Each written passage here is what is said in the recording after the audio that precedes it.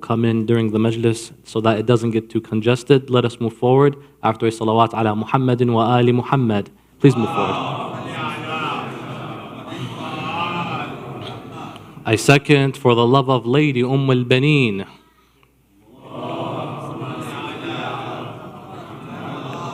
A third for the love of Sayyidah Zahra with your loudest of voices. Sallu ala Muhammad wa ali Muhammad.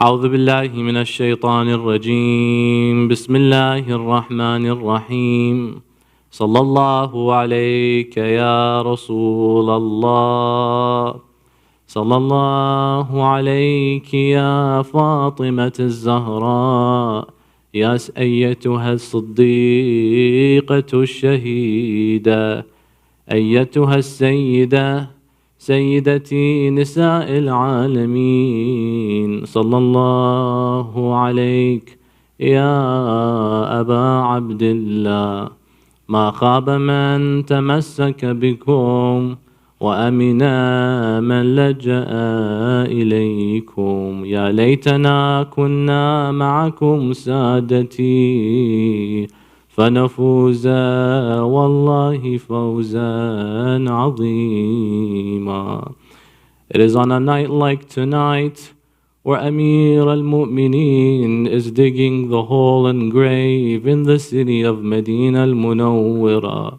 You've never seen Haydar al-Karrar weep so profusely, Ya Mu'mineen.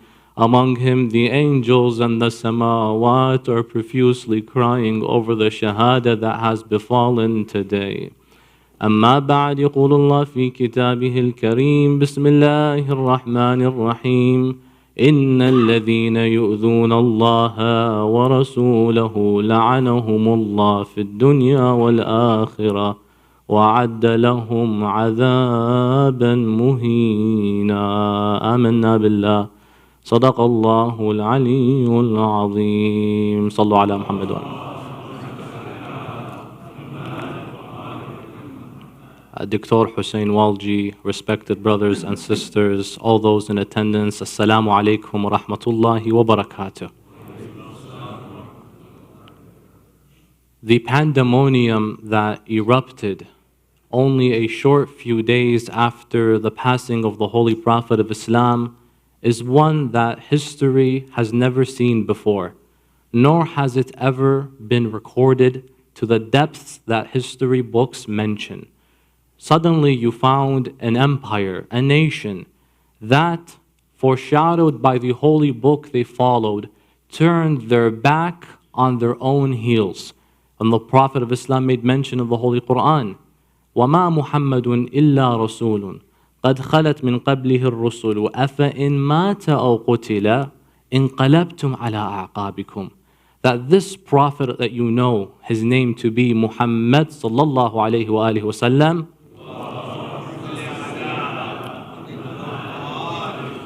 is not but just another prophet from the prophets of Allah, rather messengers from Allah.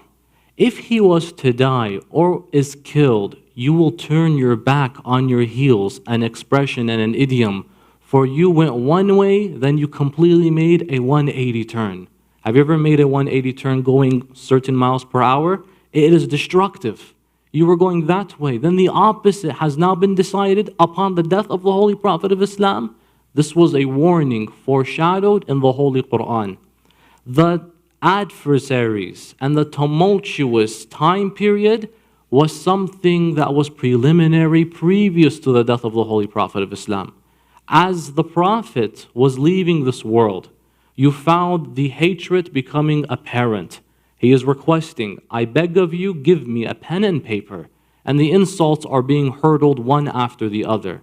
This is while the Holy Prophet of Islam is living and breathing.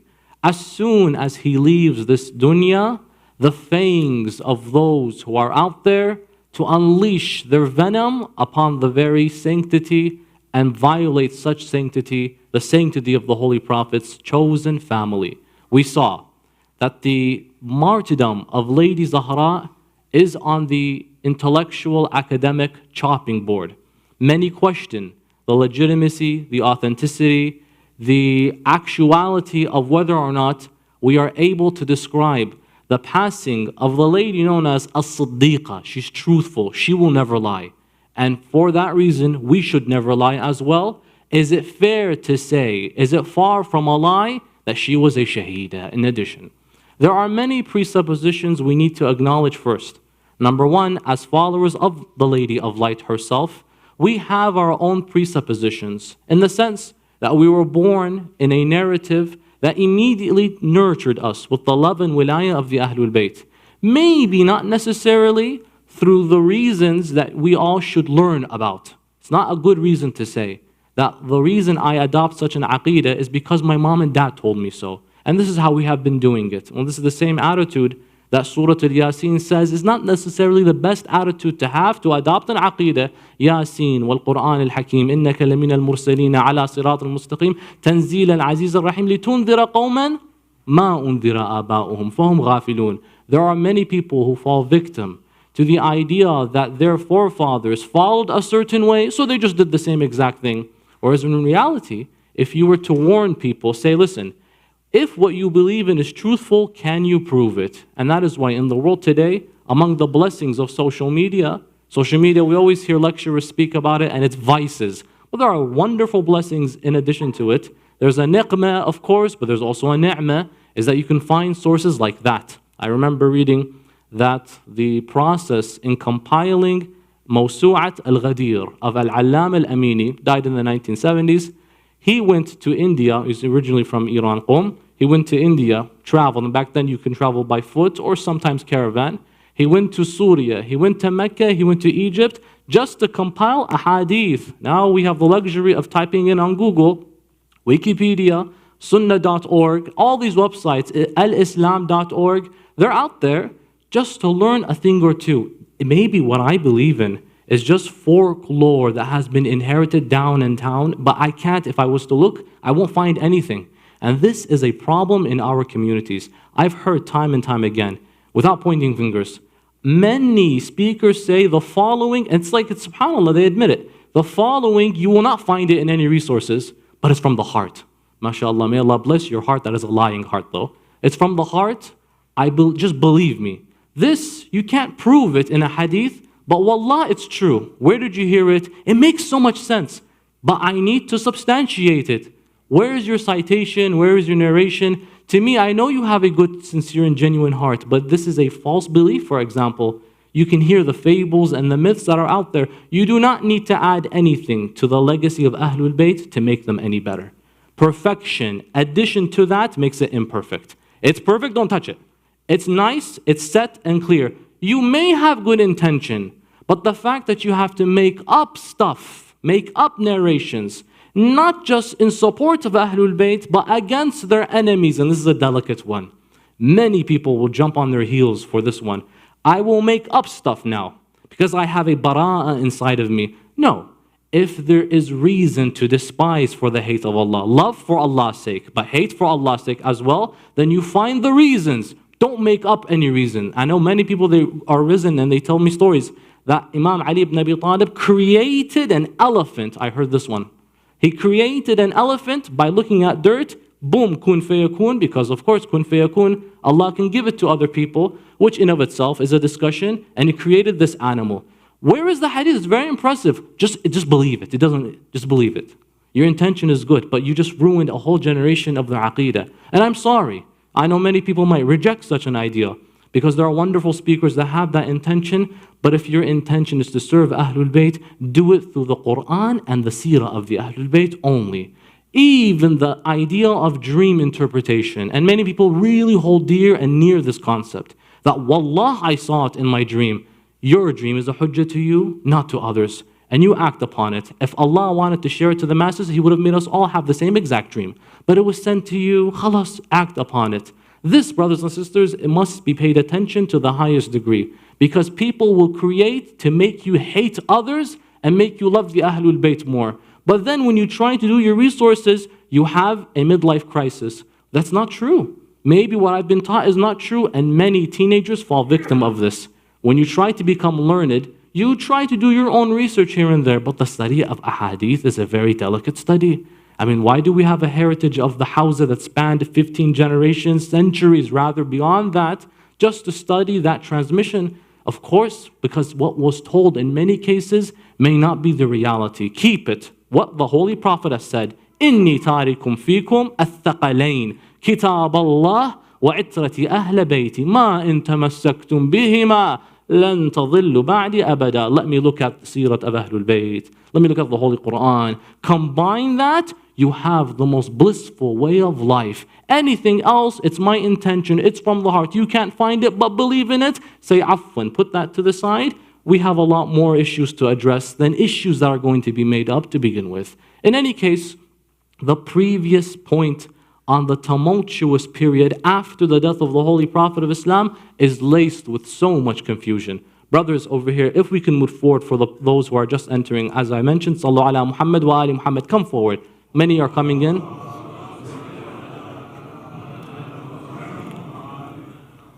Now we've reached the stage where questions are asked. There is a lot of demand, very little supply. Let us tonight, inshallah ta'ala, attempt to give some degree of justice to satisfying such confusion. Now I bring a very point here that many have thought about for a while actually. That why is there so much confusion on the identity of Lady Zahra's martyrdom? If that was such a big deal as reported and narrated, then you should find it ubiquitous, undeniable. If, for example, we look at the Shahada and its full details and what happened and what went on, this should be something widespread. It shouldn't be a matter of doubt. I'll bring an example with respect to American history. Now, all of us are semi-familiar with U.S. history. In the span of all the U.S. presidents that we've ever had, what are we on, number 46, going on 47? I'm not too sure, I kind of forget these days. And depending on who you ask, he's not my president, that's my president, okay. But in any case, from the first guy to right now, how many of them were victims of assassination? How many? You got two. Abe Lincoln, if I'm not mistaken, and JFK. JFK, what was the longest story about how he fell victim in 1963 of an assassination? He was in Texas, it was like a ceremony, and on his way, I guess somewhere, the man known as Lee Harvey Oswald shot him, assassinated him, end of story, that's it. 3 days ago, they released files, if you heard on the news recently, that there was a conspiracy theory. It wasn't just one man. There was a nation behind this. There was a Russian allegation intervention. We've heard that story before. But it's not all that meets the eye. For the last 50 years, people thought one narrative. Now, recently, new reports have been released. Information has been doxed and leaked out there. And it seems like there was a mass agenda that was going on internationally on a global scale. This was only 50 years ago. What about an event that occurred 1,400 years ago? Of course you'll find a lot of confusion, because at the end of the day, history is what? His story. Whoever gets to write the pages and stories of history can put what they want. Until you do depth analysis and research, diraya, ruwaya, you can find presuppositions and presumptions that just don't add up. What do we mean by this? The common narrative from 3/4 of the Muslim world, as tonight is our subject, the undeniable martyrdom of Lady Zahra alayhi salam, is what with respect to her death? That she died, the following words verbatim, حُزْنًا عَلَىٰ أَبِيهَا, out of grief and sorrow over the passing of her father Rasulullah. And the arguments are placed as followed. Number one, that she was a very young girl when she died. Hence, she didn't live long after Rasulullah. It would be a correlation analysis that Rasulullah's death follows, then after that, Lady Zahra's death.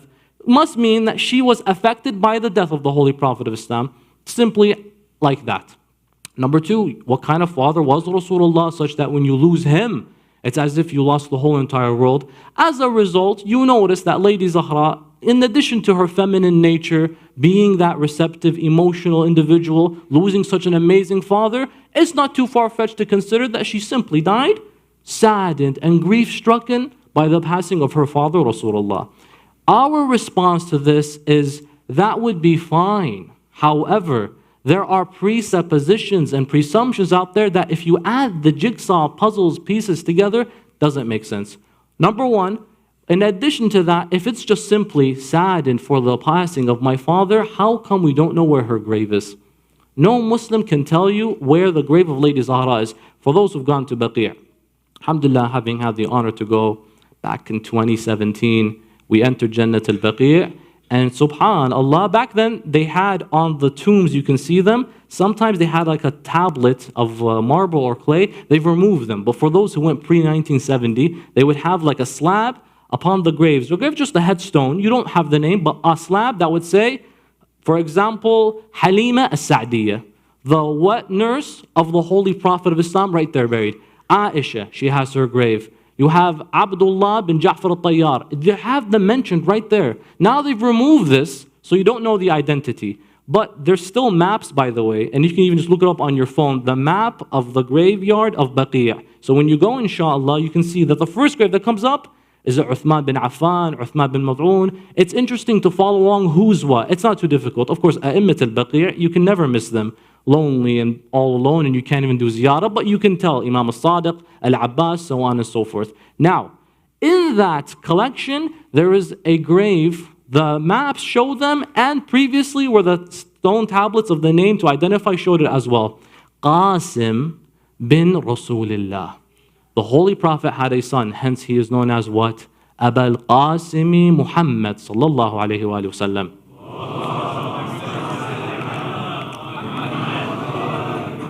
The infant child of Rasulullah who passed away literally in his infancy.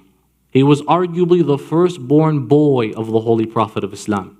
We know exactly to the T, exactly where he is buried.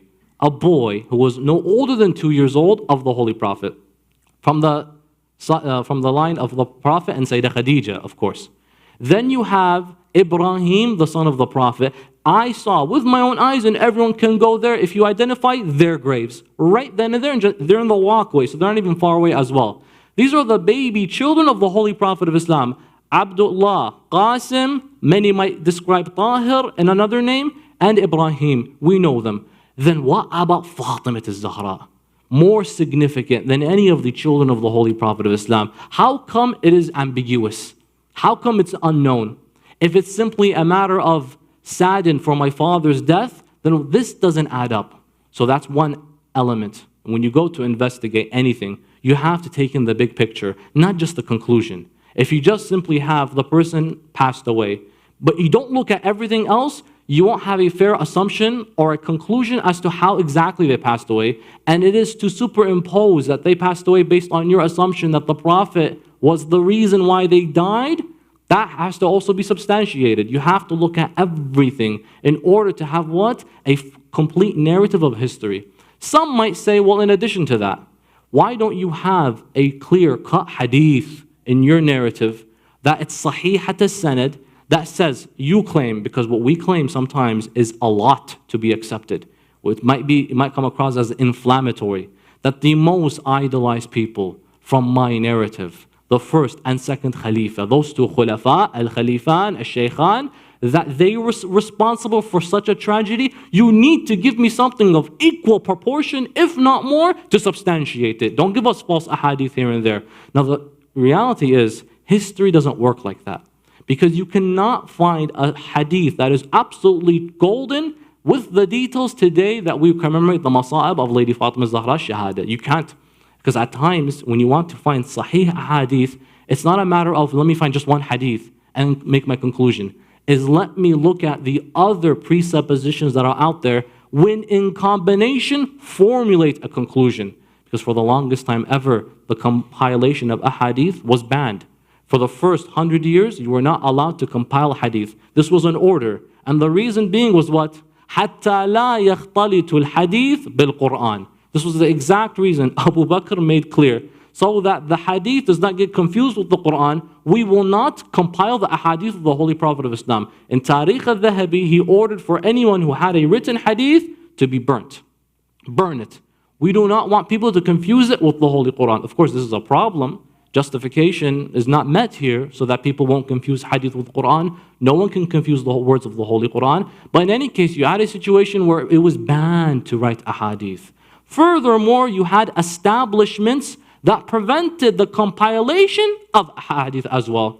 I don't understand many people, if you're familiar with the great alim, al-Shaheed Sayyid Muhammad Baqir al-Sadr, passed away, I believe, in the late 1970s, rahmatullah alayhi, he wrote a book called Fadak fi Tarikh. And this one garnered a lot of controversy, this book. In this book, Ayatollah Shaheed Muhammad Baqir al-Sadr, of course, is a remarkable figure, undoubtedly one of the most erudite scholars of the late century from the Shia heritage. His halaqat of usul al-fiqh are being studied in the Hawza today. So there's no doubt of his academic credentials. His book, however, Fadak fi Tarikh, is a controversial one. Why? Because in it, when he addresses Abu Bakr, for example, or Umar ibn al-Khattab, he addresses them with the full Sunni title. And we say Sunni in the form of academic discourse, not in necessarily recognition, non-Shia. So what is Abu Bakr's full title? As-Siddiq, Umar al-Faruq. So when he mentions Fadak fi Tarikh is a simple symposium, basically. It's a compendium of what happened in the life of Lady Zahra, interestingly enough, and the issue and debate of the land of Fadak. Whenever he refers to these two khulafa, he calls them by their non-Shia title.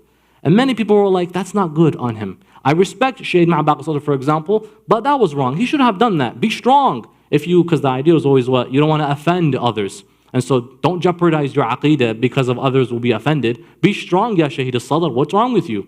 First of all, if there was anyone that was strong, it was Shaheed al-Sadr, because he spoke outwardly against the establishment at the time and literally paid the price in his own blood. Secondly, you are not allowed to write a book with the names of these khulafa without giving them their title.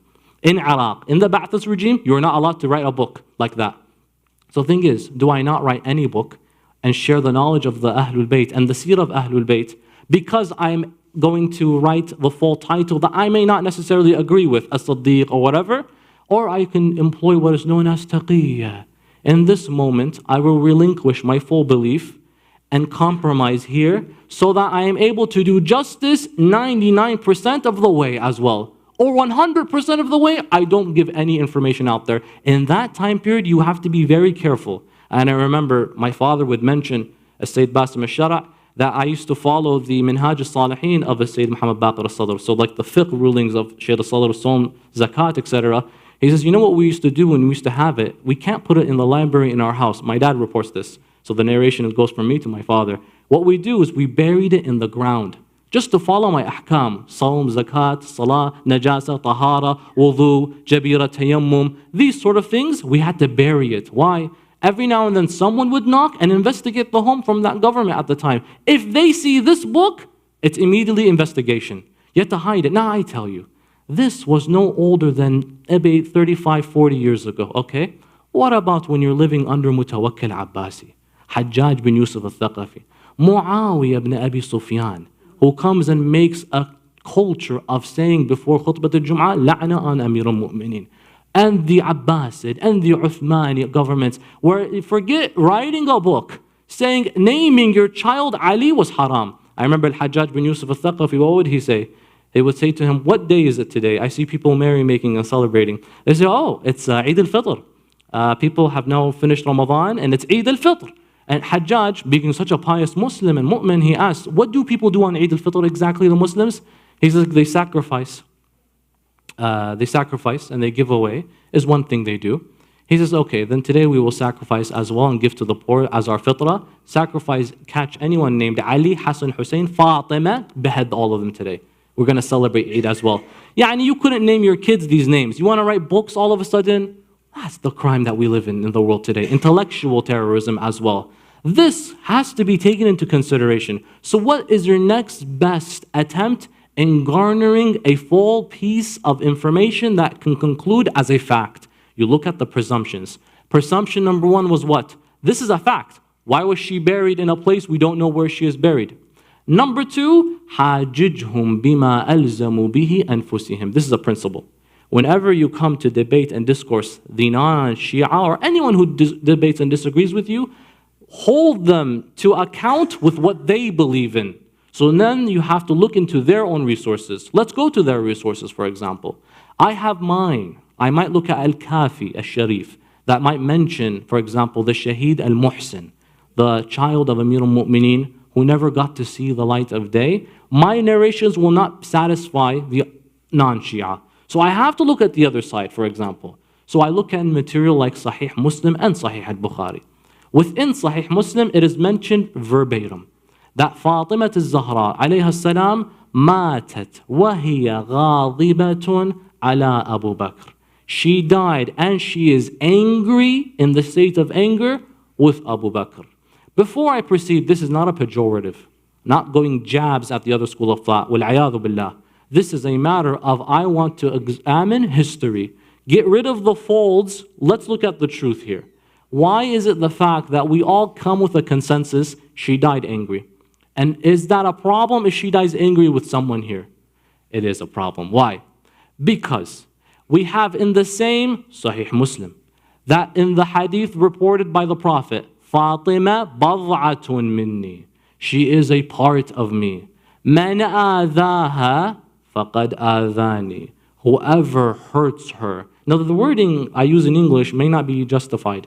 Adhaha, adha means annoyance to be actually. Adha, adhetni, go away. Sometimes we use that terminology. Man adhaha, so the Prophet is hitting at the bare bone minimum. If you just bother her, faqad adhani. Not whoever makes her engulfed with angry hate and venom and vengeance. None of that. Whoever harms her, beats her, slaps her. None of that. Adha. If you did adha to her, you've done it to me. Furthermore, man adhani faqad adha Allah. Whoever harms me, annoys me, has annoyed Allah as well. I have to now plug in the hadith with Quran because my Prophet said it undeniably that I leave my Quran in Ahlul-bayt. So I take the hadith and I plug it into the Holy Quran. I get the following ayah we opened up with. إِنَّ الَّذِينَ بِسْمِ اللَّهِ الرَّحْمَنِ الرَّحِيمِ يُؤْذَوْنَ اللَّهَ وَرَسُولَهُ. Those who bring adha, same word, man adhani, whoever annoys me. إِنَّ الَّذِينَ يُؤْذُونَ اللَّهَ وَرَسُولَهُ لَعَنَهُمُ اللَّهُ فِي الدُّنْيَا وَالْآخِرَةِ وَعَدَّ لَهُمْ عَذَابًا مُهِينًا. This is very heavy now. Whoever as so much annoys God and His Prophet, adha, bothers God and His Prophet, the la'na of Allah. Some will say, why do you do la'na? Well, God found it necessary. God was the first to do la'na here all of a sudden. Whoever does so, Allah will bring about His la'na on them. And in the akhirah, in the dunya, he will see or she will see what? A very humiliating punishment. So if you put the codes and the jigsaw pieces together, you get a very unflattering image all of a sudden. Is that sufficient to say that there was this event of an ambush, a burning of a door, a scream, a well, a crushing between the wall and a door? Sufficient? Not yet.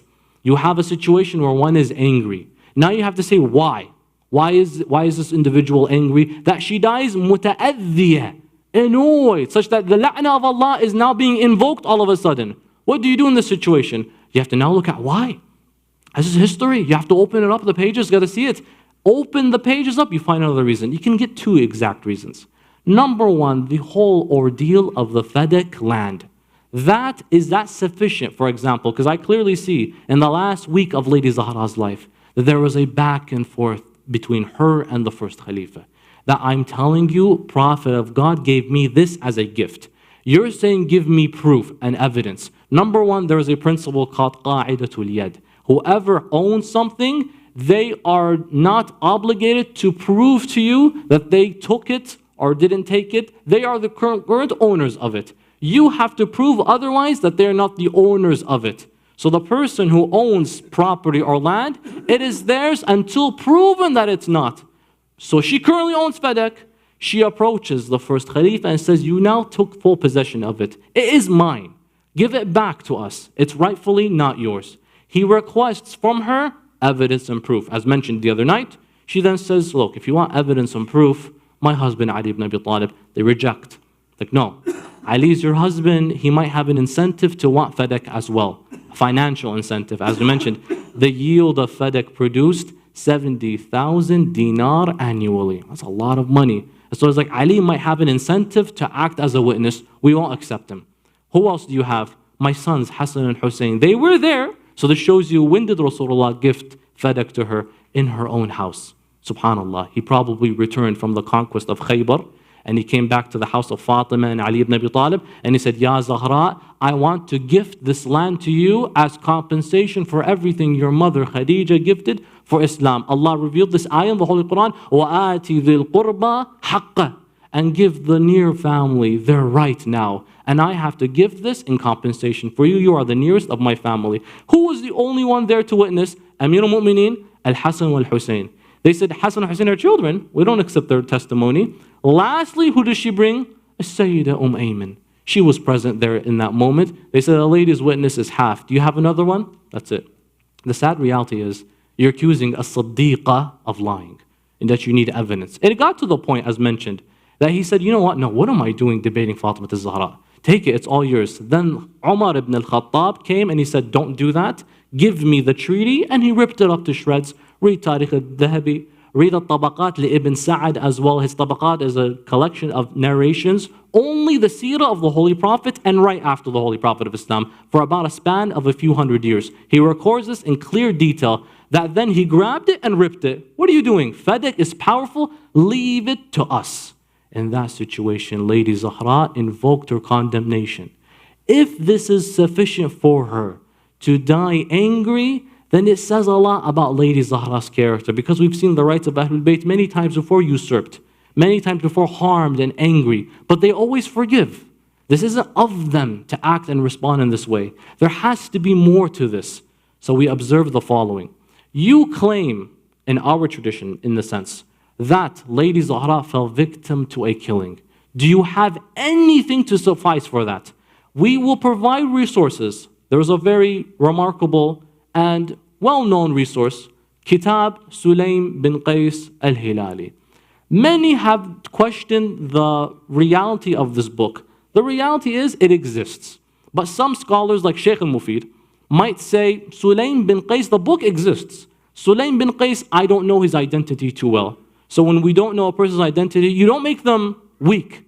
You make them majhul, unknown. He puts a question mark. However, his student, Shaykh al-Ta'if, Shaykh al-Tusi, will say, no, there is no doubt. Sulaym bin Qays is completely reliable because he had resources that Shaykh al-Mufid didn't have. Shaykh al-Saduq as well. Al-Kafi of Shaykh al-Kulayni mentions information that's just scattered out there. That's history, by the way. You don't expect to find everything in one clear-cut passage. It's all scattered, and that's why we have ulama, mashallah. They have to bring them together.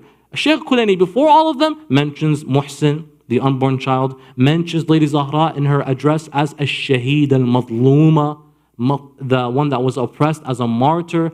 All of these do not add up as someone who died angry over land. You have to collect all these presumptions. You look at this book again. Kitab Sulaym bin Qays mentions in detail that what had happened was the following. That Amir al-Mu'mineen, after the death of the Holy Prophet of Islam, whether many believe it was 30 days after, or 45 days after, or 75 days after, or 90 days. We are in the third narration today, by the way. Al-Ruwaya al-Thalitha, as it is known, the 95th day. And in that situation, Amir al-Mu'mineen gathered with the upright companions. When he did so, he was in his own home. This is all details in Kitab Sulaym bin Qays. Kitab Sulaym bin Qays, Sulaym bin Qays is a companion of Imam Ali. It is the first Shia book of Ahadith, before Al-Kafi, before Tahdhib al-Ahkam. It was the very first Shia book of Ahadith. So you can't argue that it is not an early source, because many would tell you, that's a source from Bihar that came a few hundred years ago. Give me something earlier. There's always precedent for that which was the earliest. Kitab Sulaym bin Qays, in fact, is arguably the first book of Islamic seerah ever. Sulaym bin Qays al-Hilali, 50 odd years after the death of the Holy Prophet of Islam. In any case, Amir al-Mu'mineen gathered in the home, and they were deciding as to what can be done to address what has now happened, the usurpation of the rights of Imam Ali ibn Abi Talib. Now, the wrong picture that is painted is the following, that there was this ambush suddenly, and Imam Ali ibn Abi Talib was sitting as it took place, thus putting a question mark on the integrity of Imam Ali ibn Abi Talib. The reality goes as such. The house of Imam Amir al-Mu'mineen is no more than about 100 square meters, not big. It has two doors. One that opens to the street, to the public, one that opens to the masjid of Rasulullah. Hence the Quran makes mention that all the doors were closed around the masjid except the door of Imam Ali ibn Abi Talib. He could enter from his house straight to the masjid. Everyone else had their door closed. Many people built homes around the masjid of the Prophet, but the Prophet said close all of them except Ali ibn Abi Talib. The ambush, how did it take place? From both sides. You know how many people don't realize that? So it's not just from the street. You have here and here. So when you have one group concerned with one end, you have to have another group concerned with the other end. A lot of confusion is occurring here suddenly. Then, let's not forget, the house is called who though? Baytu Fatima. It's the house of Fatima. She can do whatever she wants. It's her house. It is known as her exact property. She has every right to do whatever she wants. It's not as if Amir al-Mu'minin said, go get the door. No, it's her house. She could do whatever she likes. Furthermore, when Sayyidah Zahra does do something like this, it emphasizes the significance of her disapproval, as opposed to, for example, Amir al-Mu'minin. If the daughter of the Prophet of Islam came to the door herself to tell you, no, allegiance will not be given to you outright, that means it's a major deal. She has every right to do this. It's within her deal to do this. The response came back, then we will burn the house down. This segment here, remember the presumptions, remember, is found in a non-Shia material. Up until afterwards, you have to include our material here. Where can this be found? Many might assume a rogue hadith. Minhaj al-Sunnah of Ibn Taymiyyah, the founder of the Salafi school of thought. He mentions it in the following sentence, وَغَايَةْ مَا يُقَالْ. The most you could say. I acknowledge that there was an attempt to get to the house of Ali and Fatima. But the purpose was this, to see if just in case they had money that belonged to the government and they want to take it back to the government. That in of itself is worse. You're accusing the Ahlul-bayt of theft. And the terminology of what I will burn down the house or the door is not to be considered literally. It's an expression. وَلِأَحْرُقَنَّ عَلَيْكُمُ الدَّارِ is not necessarily true. It's an expression. First of all, he provides zero proof. When you do this, you have to put a subtext. Where can this be found? He doesn't do it. He does it with other narrations, for example. This one, he doesn't. He says, in Minhaj al-Sunnah, it's likely that Ali and Fatima had money in the house that wasn't theirs, and they just wanted to take it back. You're not supposed to hold that cash. It's ours. Give it back, or else we'll burn the house down. This is one resource from the non-Shia material. The other is Musannaf of Ibn Abi Shaybah. He mentions it in chronological detail, that there was an attempt made and moving straight to the house of Amir al-Mu'minin and Sayyidah Zahra. Umar ibn al-Khattab reached the door and he began to address the door. He says, O family of the Prophet of Islam, bring out Ali ibn Abi Talib to pledge allegiance to his new caliph. An observation needs to be made. What's the big deal? What do you want exactly from Ali ibn Abi Talib? The issue is, where was Imam Ali when the caliph has now been made a khalifa, not in Saqifa? And so it looks really bad that Ali did not pledge allegiance. So now you have to force an allegiance. Because in the event of Saqifa, Imam Ali was not present. Salman, Miqdad, Zubair, Abu Dhar, none of them, Jabir bin Abdullah, they were not present. You had a number of members from the Ansar and the Muhajirun and the two first Khulafa present. When you miss out on 3/4 of the Muslim Ummah at the time, your authority and legitimacy of your caliphate is not strong. So you have to force it now. Especially if it's someone like Ali ibn Abi Talib. If he didn't give bay'ah, then you're in trouble. You're in a mess. Have to get it now. Abu Bakr orders the following. Now, an interesting note. The attempt made on the house of Lady Zahra alayhi salam is recorded in Tarikh al-Dhahabi and al-Mas'udi, Muruj al-Dhahab, and Tabaqat ibn Sa'ad. But in this fashion, in the wasiyah of Abu Bakr, as he is dying. As you know, Abu Bakr lived for 2 years after Rasulullah died. So his khilafah was 2 years. Umar ibn al-Khattab, his khilafah was 10 years. And Uthman bin Affan, his khilafah was 12 years. I believe these are dates we should remember sometimes. Many of us know about world history so well. Let's learn more about the timeline, even as dark as it is sometimes, of what had happened after the death of your holy Prophet of Islam sallallahu alaihi wasallam. In this situation, as he is dying in his deathbed, he begins to make a will. When he writes his will, he puts it down and he begins to say something. He says, the following is the ijma' consensus of what he uttered as his final words. Laytani. 3 things, how I wish. 2 of them I did, 1 of them I didn't do. Number 1, how I wish I did not burn. Laytani lam ahriq al-fuja'a. Al-fuja'a as-sulami. How I wish I didn't burn the man al-fuja'a as-sulami. Consensus, by the way. Al-fuja'a was a man, Abu Bakr burnt him alive. He came to him, and the justification might be presented where he said, I became Muslim. He said, you're Muslim? He said, yes. So give me a weapon to go and bring more people to Islam. Number one, how are you bringing more people to Islam with a weapon? So he gave him the sword. He went and he began to threaten people and take their money. He called him, he says, you used me to get weapon and you scared people and you took their money.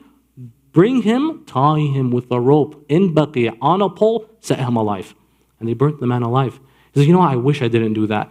I wish I could have just killed him normally, even that, just not burn him alive. You know, the hadith is there. Amr ibn al-As burns an anthill in Bukhari, it mentions. An anthill. You know an anthill? Rasulullah comes up to him and he says, Mahin ya Amr, innaha qawmun ta'budullah. It's a nation that worships Allah. Why'd you burn it alive? Burning is haram, brothers and sisters. Nothing is there like the flames of this dunya. How terrible is it? Have you ever burnt your finger on a candle? Can you think at times, what is it like to be more burnt than that? How painful it is. May Allah heal all those who have burnt wounds.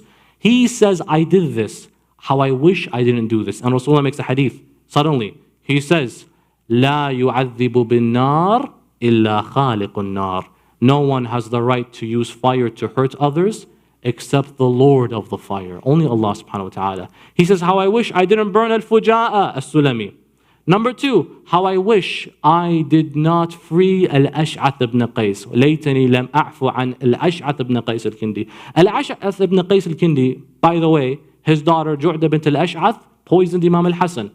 Al-Ash'ath came to Islam, then left Islam. He became a murtad. And he was a very troubling individual.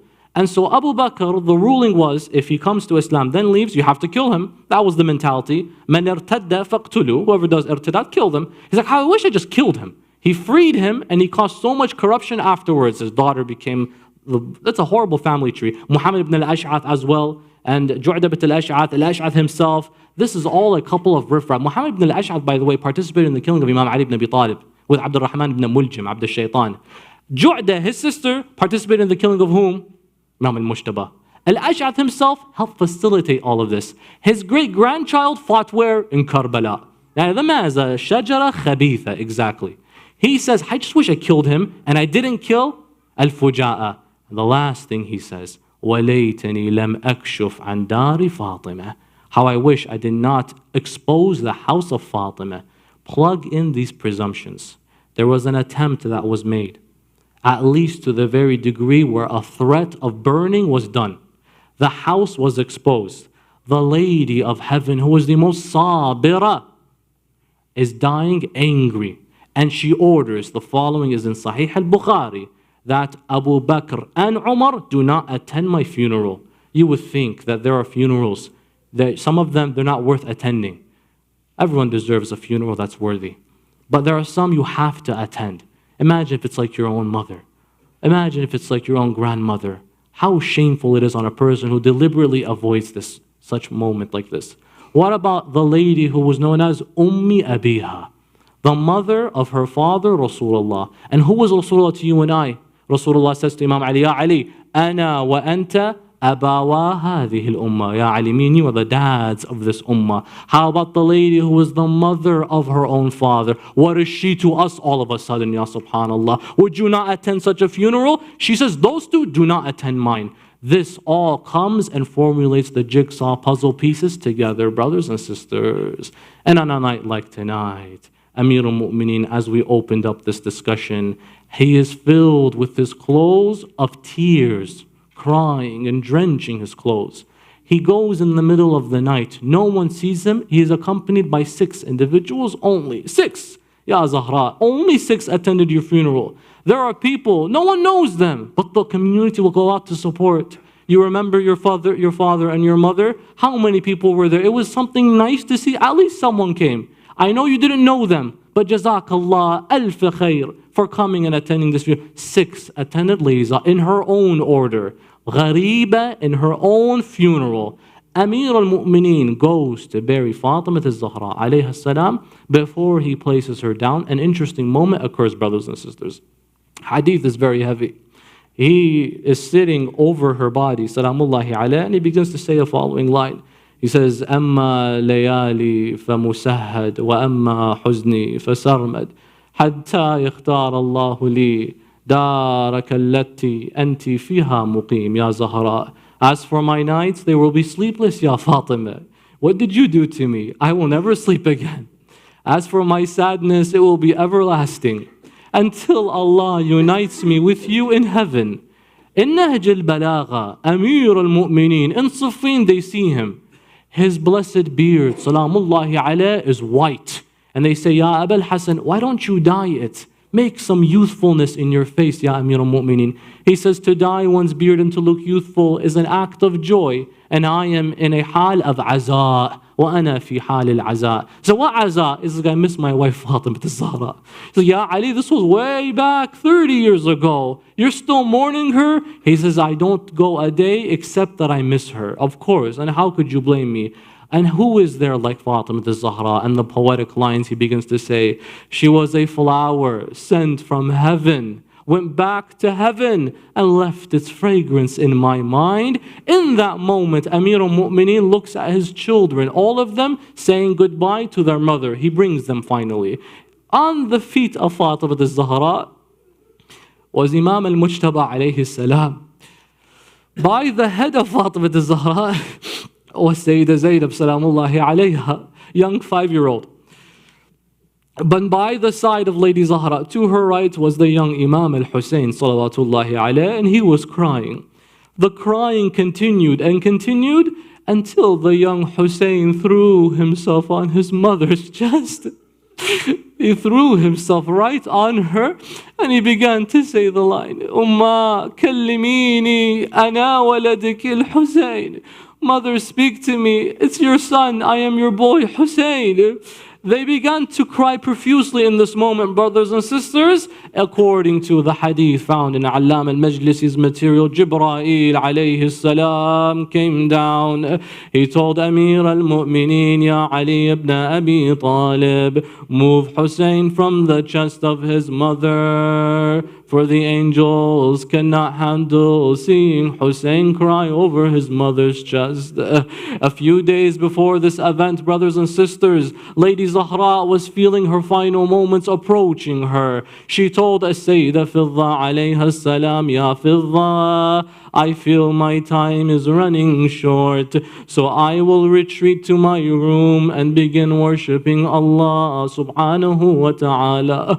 If you do not hear me worship anymore, then know that I have returned back to my Lord. The pangs of death were coming, but Fidda, one thing, do not forget. Hassan and Hussein, when they come back, tell them to go eat, for if they hear what happened to me, they will never eat from that moment. Look how she cares about her children.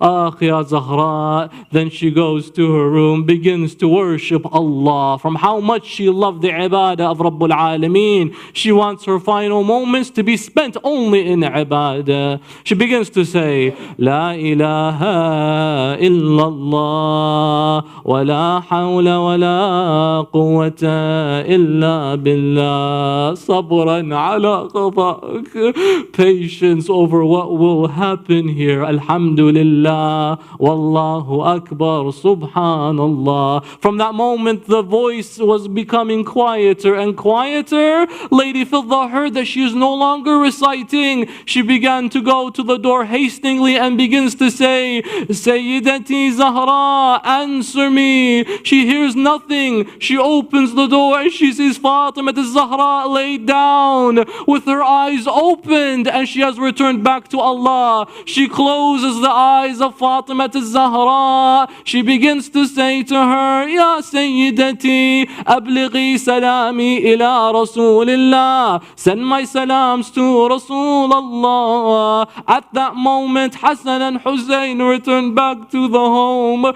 She rose to them and says, Oh my beloved eyes, the apples of my eyes, go and eat. She begins to hear them say, Oh Fidda, this is not like us to eat without our mother. She says to them that she is asleep right now. What can I tell them?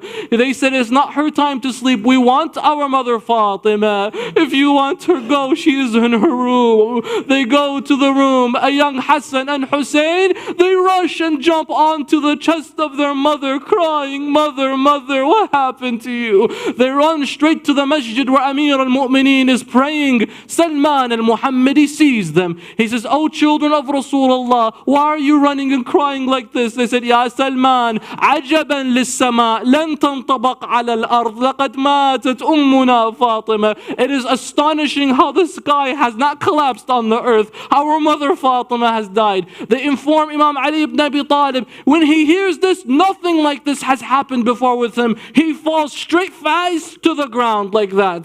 The Asadullah al-Ghalib, straight to the ground. He goes to bury Fatima to Zahra. When he returns back home, he sees all of the children gathered, but one of them is missing. Where is Zainab? He goes and he finds her praying in the room of Fatima to Zahra on her prayer mat. She missed her mother and her salah and her ibadah. You want to be a follower of Zahra? Never miss your salah. She would never do so. Sayyida Zainab is 5. She misses the salah of her mother. Imam Amir al-Mu'mineen embraces her and he begins to embrace her further and further. I say, Ya Ali ibn Abi Talib, she loses a mother on this day. What about when she lost her brother and entire family? Fatima lost a daughter. Zainab lost 2 sons in Karbala. It is not like a mother to lose her children. Children expect to lose their parents, but a parent never suspects they will be able to bury their child. Wa Husseina, wa Madluma, Ya Zahra, Ya Hussein. Ma'tam al-Hussein, Ya Hussein. Ya Hussein. Ya Hussein.